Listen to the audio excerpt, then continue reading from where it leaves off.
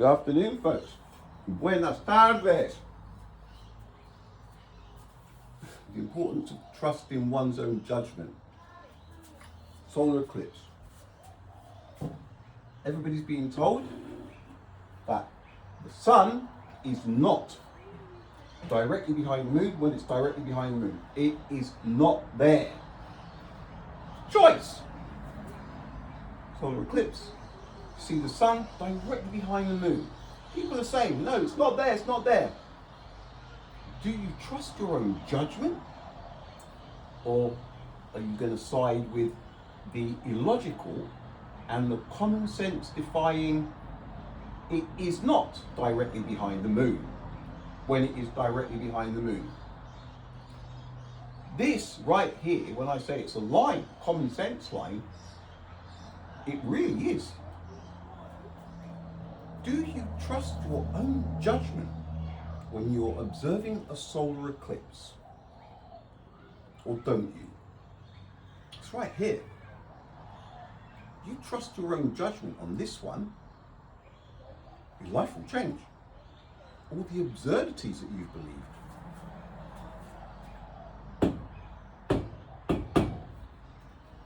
All it takes, it's right there.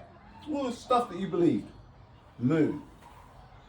Sun, it's directly behind the moon.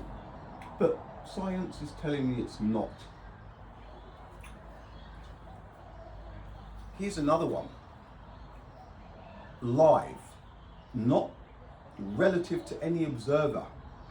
Find the logic in this. Me, right now, been in this house for coming up to 3 years. Lease is about to renew. About 3 months ago, totally out of the blue, received an email. Hey Paul, from the real estate, can you do a water check on the meter? Could be a leak, some excess water seems to have been used this last year. Okay, everything is off. I go and check the meter outside the house, take a photo of it, go back 2 hours later, everything is off, chick, chick, boom. It's moved. Not a lot, but it has moved when it shouldn't move. Sent them the email, yeah, okay, here you go, it seems to have moved a bit, send. Didn't hear, yes I did, a plumber came out to have a look. It moved a little bit, but look, went under the house, turned everything off, right? Disappeared. And that was it. That's all. That was it. Month passed. Another one went by. Boom. I get the lease renewal. Read it. Things that the tenant will pay for: electricity, gas if there's gas, water. The tenant is liable for 100% of the water. Now, that's something that I have never seen in 10 years leasing, and I've asked about. It is not common, something that's just coming in, right? So I'm thinking, hang on, the water leak. So I emailed back, what happened about the water? They emailed back, oh, the plumber came, the day he was there, had a quick whip around, everything is fine. I went, okay, I'm just going to take that reading again. I went out there, took everything off, took a photo, waited a couple of hours, took another photo. It's moved. It has definitely moved. A little bit more than it had the first time I took it, a month earlier or whenever it was. So boom, boom, boom, back to the real estate, couple of days, boom, boom.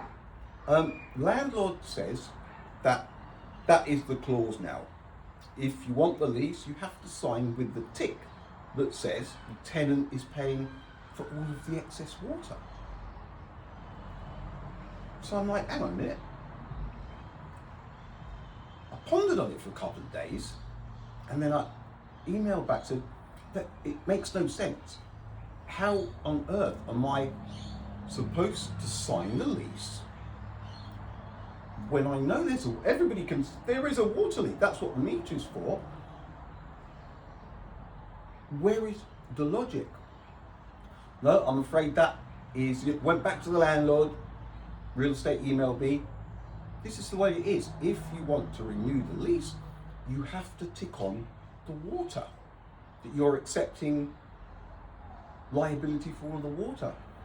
Today, I went out there again, took everything off, waited an hour and 50 minutes, didn't even get to the 2 hours. Now this baby has moved a fair bit. It's insane. So I emailed the pictures back to the real estate. How went by, compass back. No, the owner is sticking.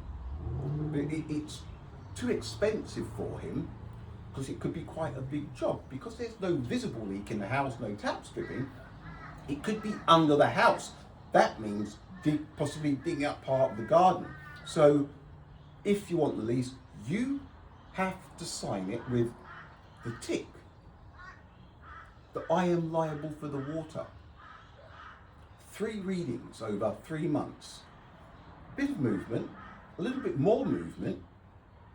We are talking movement now, all right? Where is the logic? The water has always been the landlord's, the owner's responsibility. It gets paid with the rate, something that's paid every year, but it's usually split into 2 6-monthly payments.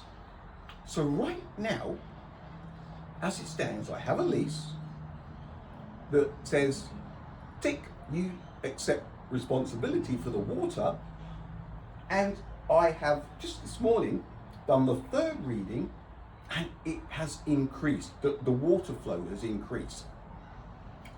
You tell me where the logic is in this. So tomorrow I'm going to go down to the council, show them the readings, the different ones, and just say, how much? What does this reading mean exactly? How much has it increased since the first? And this isn't going to be one of those ones, oh, it drives me nuts. You have a post and at the end, so tell me what you think. Drop a comment in the comments. It's not about that. I don't need to know what anybody else thinks, because I can see that this purely means that the tenants, we are nothing. They don't care about the tenants, right? It's all about looking after the landlord. But here's the thing. There is no way I'm signing unless that gets sorted out or taken off the clause. I'm not signing. So next month I could be homeless. So I will actively be looking for another rental. But there must be some real estate where they put the tenant first. I think it's insane. It's ethically wrong, and I am sure that something like this, somewhere, somebody would go, whoa, what? And you have to sign that with that tick saying that you accept with the water that in a couple of weeks could be gushing somewhere. Fascinating that this is insane. This is one of those little things where you think, because NASA found out who owns this, they bought it, they made a little leak, and now it's them in charge of the lease, and they're going, well, if you want to stay here, bud, you are paying for the water and the leak, and you don't know how bad that leak is going to get, sonny boy. In a couple of months, it could be coming out of everywhere. And I've signed a lease saying, I got this. I'm thinking, is there an option open for me to say another clause, if the owner, the landlord, has an accident, a motor vehicle accident, I could pay for his excess payment to say thank you for allowing me to pay the excess water that is coming out every second of every minute of every hour of every day of every week of every month of every year until it gets fixed, and it has progressively gotten worse. So jokingly, tell me what you think about the clause. Should I see if I can put a I will pay for any excess payment on your next motor vehicle accident as long as when the lease is running? That way you can drive around with the comfort of knowing if you have a fender bender, your excess is covered by the tenant who is already covering your water that is leaking out from somewhere. A little bit later, we're going to have a look at the flat earth using common sense and logic. Common sense and logic. Not other people's observations, not things that we haven't seen, stuff that you hear over the grapevine. You see these clips of people taking zooms where it looks like it's flat. We're not going to use anything. Nothing of what anybody has shown us, only the things that we physically know ourselves. Logic and common sense. A look at, is it flat or is it round? I'm just going to go make sure I haven't left one of the taps on in the bathroom because I'm paying for all of the water. Well, not yet. So I just want to make sure that it's not too much that's coming out. All right, folks, I will be back. Laters.